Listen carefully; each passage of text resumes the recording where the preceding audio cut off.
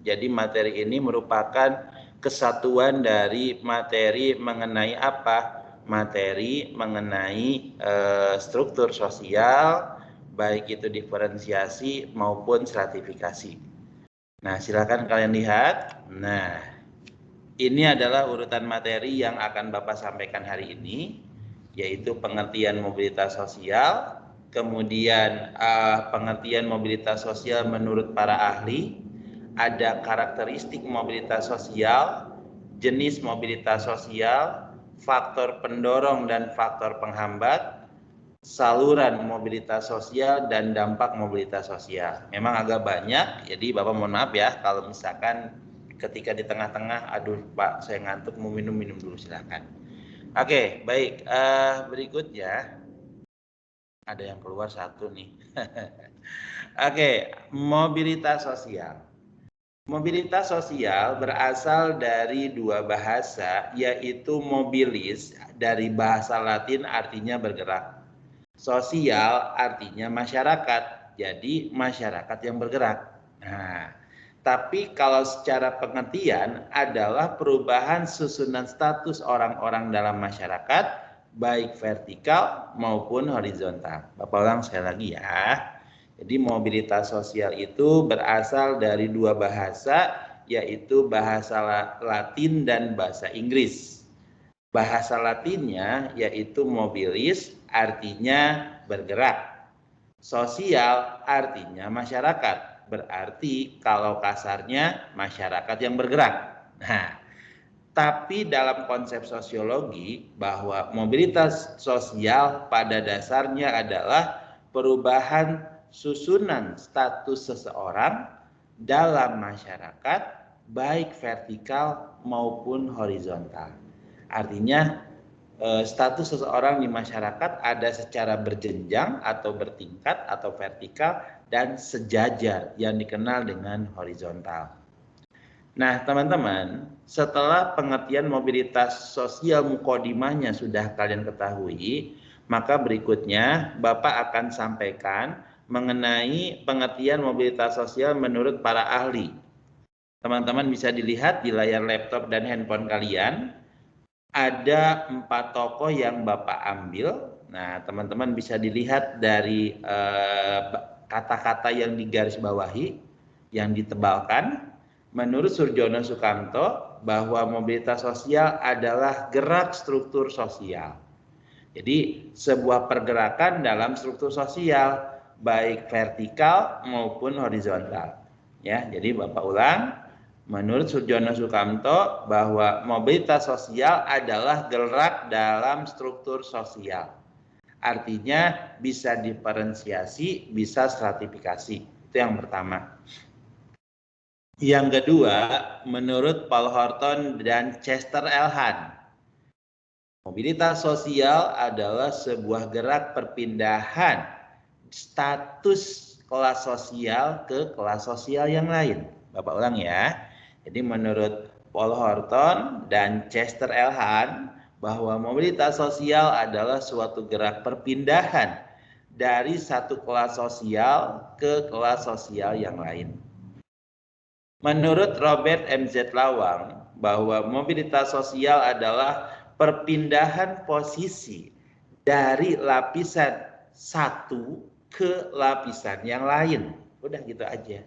Jadi kalau kata M.Z. Lawang itu, bahwa mobilitas sosial adalah perpindahan posisi dari lapisan satu ke lapisan yang lainnya. Titik, sudah sampai di situ. Menurut William Kornblum, nah berikutnya ya, tokoh berikutnya adalah William Kornblum, menjelaskan bahwa mobilitas sosial itu adalah sebuah perpindahan individu, keluarga, dan kelompok dari satu lapisan ke lapisan yang lain. Nah, di sini dapat diambil kesimpulan ya teman-teman ya. Ya, kenapa? Maaf, Zakwan wifi-nya error Pak, jadi nggak bisa join. Iya, nggak apa-apa. Oke, jadi bisa diambil kesimpulan dari berbagai tokoh yang Bapak sampaikan ke kalian, Jadi kesimpulannya adalah bahwa mobilitas sosial adalah proses perpindahan status seseorang dari satu lapisan ke lapisan yang lain, baik vertikal maupun horizontal. Itu ya untuk pengertian mobilitas sosial. Baik, penilaian kalian bagaimana untuk penjelasan Bapak dari pengertian yang pertama sampai para ahli kecepatan apa enggak? Enggak, Pak. Oke, lanjut ya berikutnya ya. Nah, berikutnya adalah karakteristik mobilitas sosial. Yang pertama, kita harus tahu bahwa karakteristik mobilitas sosial itu dalam sosiologi ada 3. Yang pertama, melibatkan individu atau kelompok. Ya, jadi Bapak ulang, melibatkan individu dalam masyarakat. Itu yang pertama. Yang kedua, mudah tidaknya individu tergantung pada struktur sosial pada masyarakatnya. Jadi mudah tidaknya individu melakukan mobilitas sosial tergantung pada struktur sosial di masyarakatnya. Jadi kalau misalkan struktur sosial di masyarakatnya bersifat tertutup, ya otomatis dia tidak bisa pindah status. Tapi kalau misalkan dia struktur sosial masyarakatnya terbuka, ya otomatis bisa pindah status. Itu yang kedua. Kemudian yang ketiga, perubahan dalam mobilitas sosial adalah perubahan struktur sosial yang meliputi hubungan antar individu. Nah, jadi bisa diambil kesimpulan.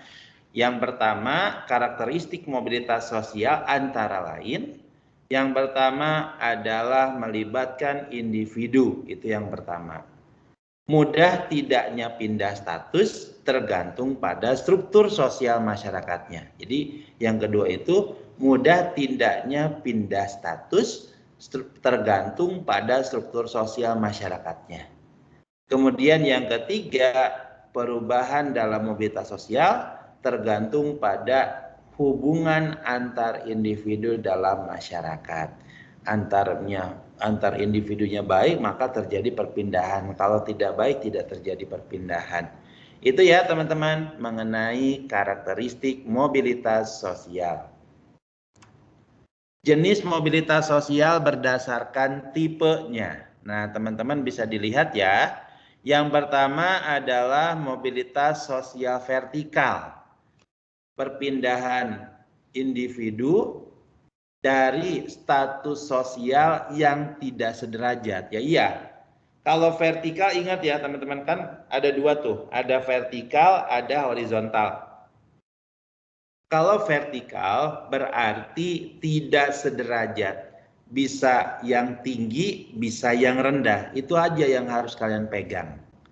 Ya, jadi Bapak ulang sekali lagi, yang dimaksud dengan mobilitas sosial vertikal adalah perpindahan individu atau objek dari suatu kedudukan sosial ke kedudukan yang tidak sederajat. Artinya apa? Artinya mobilitas sosialnya itu tidak sederajat. Lalu mobilitas sosial vertikal ada dua. Yang pertama ada vertikal naik, disebut dengan social climbing. Yang kedua ada mobilitas vertikal turun atau social sinking.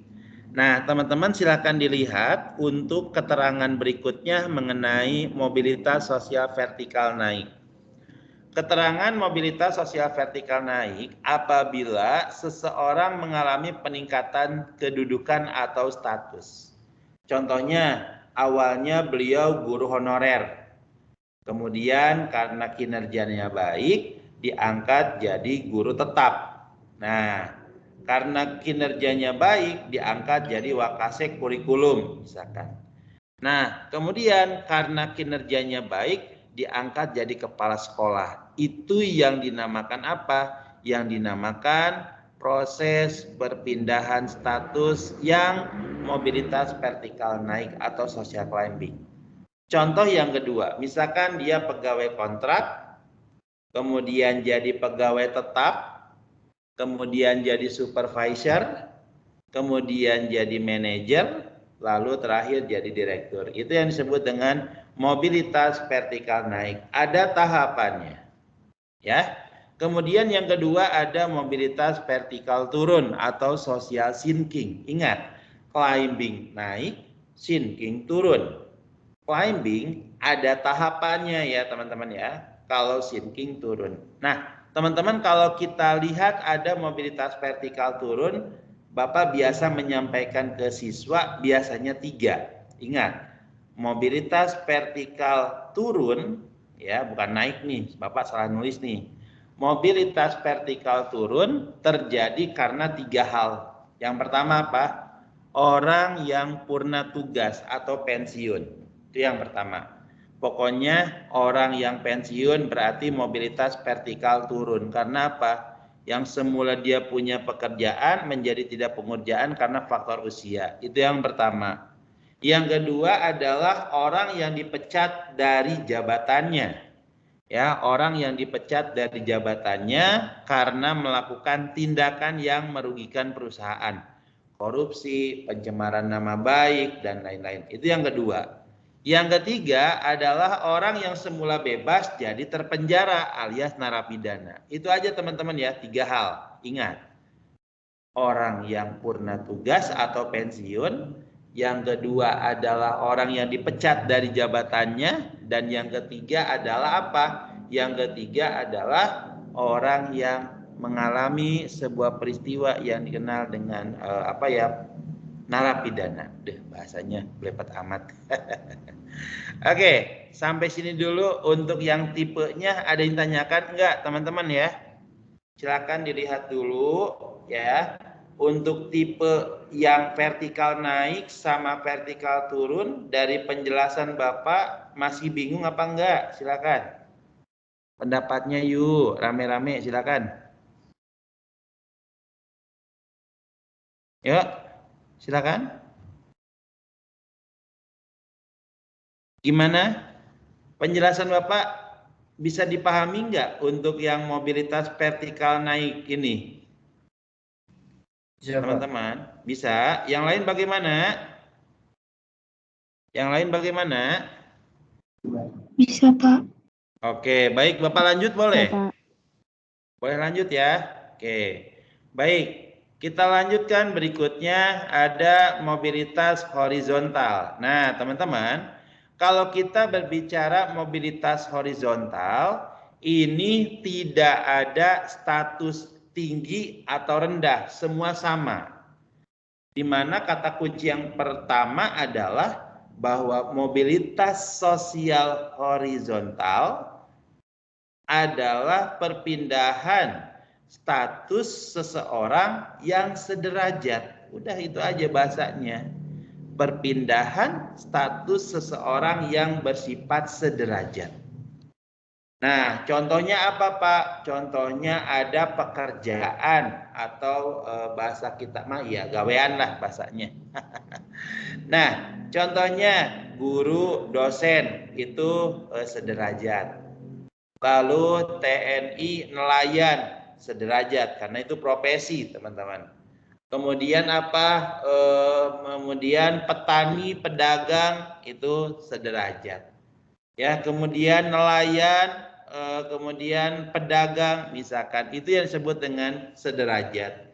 Jadi mobilitas sosial horizontal itu adalah perpindahan individu dari status sosial yang sederajat. Titik. Nah, kemudian berikutnya ada mobilitas sosial lateral. Kalau bahasa kita pindah tempat, teman-teman.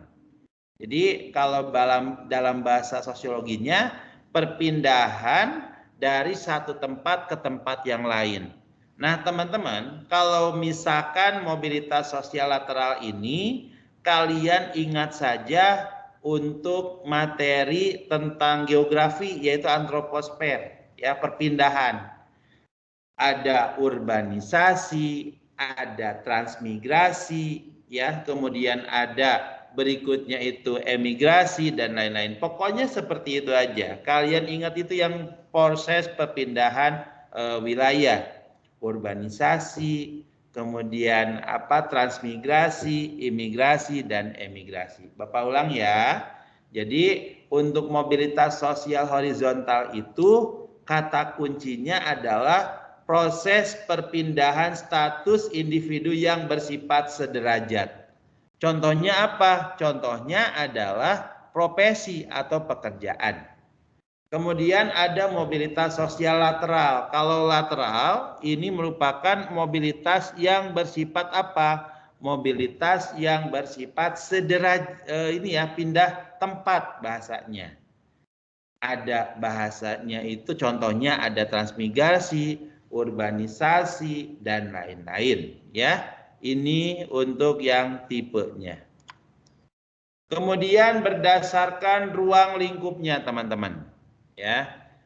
Berdasarkan ruang lingkupnya ada dua, mobilitas sosial intragenerasi dan antar generasi. Nah, kalau intragenerasi apa sih Pak? Yaitu proses perpindahan status yang dialami seseorang atau anggota masyarakat yang terjadi dalam generasi yang sama. Contohnya Bapak nih ya. Misalkan Bapak sendiri di bidang pendidikan misalkan ya. SD, misalkan SD-nya Cipaera Bandung. SMP-nya SMP Negeri 20 Bandung. SMA-nya SMA Kartika Chandra Bandung. Kuliahnya Universitas Pajajaran. Tempat kerjanya BKB Nurul Fikri ya, sama SMA Pangsud. Nah, itu yang disebut dengan mobilitas sosial intragenerasi. Nah, ini ya teman-teman ya. Jadi Bapak ulang, mobilitas sosial intragenerasi adalah mobilitas sosial yang dialami kita sendiri ya. Yang tadi Bapak sebutin tuh jenjang pendidikan dan lain-lain. Pokoknya kita sendiri yang ngalamin. Itu namanya intragenerasi. Antar generasi, teman-teman bisa dilihat dari gambarnya. Coba, maaf mau nanya dulu nih. Baik, Dilan, dengar suara Bapak Dilan? Dengar Pak. Dilan, itu diagramnya jelas nggak di laptop atau handphone kamu? Jelas Pak. Jelas. Yang lain bagaimana? Jelas nggak untuk diagram mobilitas antar generasi? Jelas nggak di layar? Pak, jelas Pak. Jelas. Oke, baik ya. Jadi kalau antar generasi itu bukan kita sendiri yang ngalamin, tapi anak turunan kita.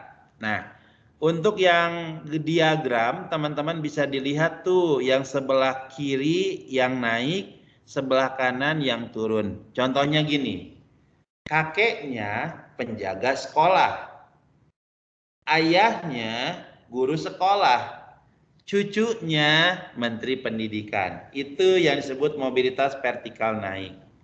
Contoh yang lain ya, kakeknya jenderal TNI, ayahnya seorang pengusaha, anaknya atau cucunya yaitu sopir. Nah, itu yang disebut mobilitas sosial antar generasi. Ada yang naik, ada yang turun. Nah, contoh untuk mobilitas antar generasi yang turun, teman-teman, untuk lebih jelasnya ada di bagan yang ada di laptop sampai handphone kalian. Itu ya, untuk mobilitas sosial antar generasi. Jadi kalau intragenerasi kita sendiri yang ngalamin, kalau yang antar generasi itu lebih dari satu generasi. Oke, sampai sini dulu. Coba nih. Ada yang tanyakan nggak?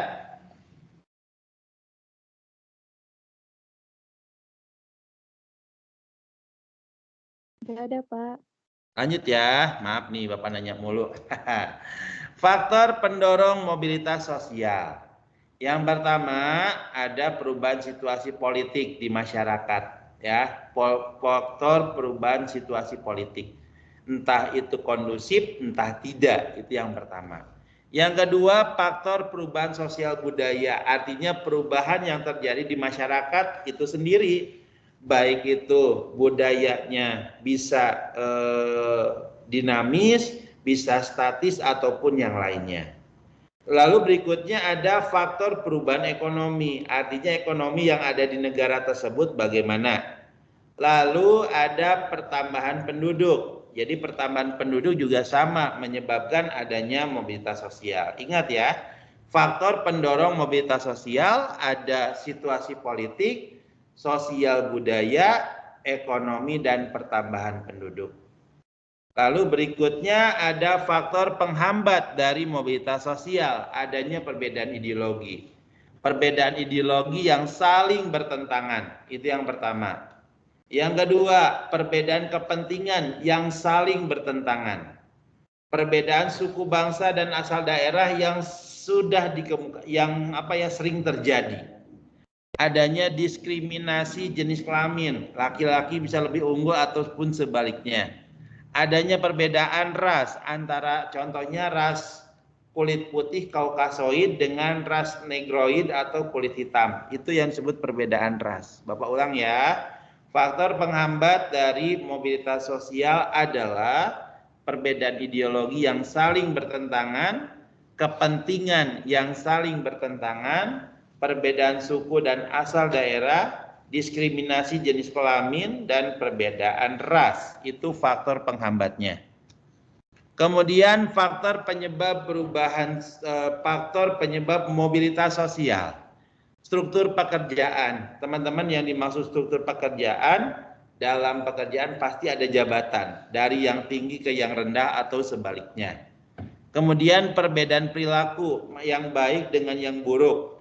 Pendidikan artinya jenjang pendidikan yang pendidikan yang didapat oleh individu atau kelompok. Lalu penundaan kesenangan. Nah, teman-teman, maksud penundaan kesenangan ini adalah individu memerlukan skala prioritas.